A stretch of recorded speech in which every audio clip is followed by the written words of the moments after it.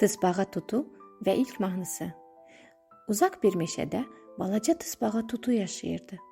Tutu mahnı oxumağı çox sevirdi, amma bunu heç kim bilmirdi.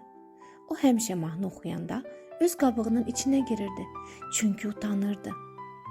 Bir gün meşədə böyük bahar bayramı başladı. Hamı bayrama toplaşmışdı. Heyvanlar bir-bir səhnəyə çıxırdılar. Dovşanlar rəqs edirdi. Bülbül zümzümə ilə musiqi ifa edirdi. Kirpi-kiki isə ürəkli səsi ilə şeir söyləyirdi. Tutu da oxumaq istəyirdi, amma qarnında qəribə bir titrəmə vardı. Hamı mənə baxacaq, birdən səsim çıxmaz, birdən mənə gülərlər, deyə pıçıldadı. O anda Kiki yaxınlaşıb mehribanlıqla dedi: Tutu, mən sənin səsini çox sevirəm. Gözlərini yum, sanki təkcə mənim üçün oxuyursan. Bayquş müəllim də gülümsədi. Tələsmə balaca dostum.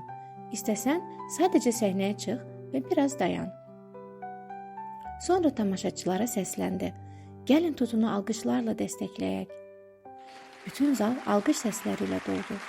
Tutu biraz qorxdu, amma cəsarətini topladı. Gözlərini yumdu, dərindən nəfəs aldı və mahnısına başladı. Əvvəlcə səsi titrəyirdi, sonra melodiyası gücləndi, ürəyindən gəldi. Meşə sakitləşdi, quşlar sustu, yarpaqlar xışıldamağa ara verdi. Hamı yalnız Tutunu dinləyirdi. Mahnı bitəndə bir anlıq sükut oldu və sonra gür alqışlar.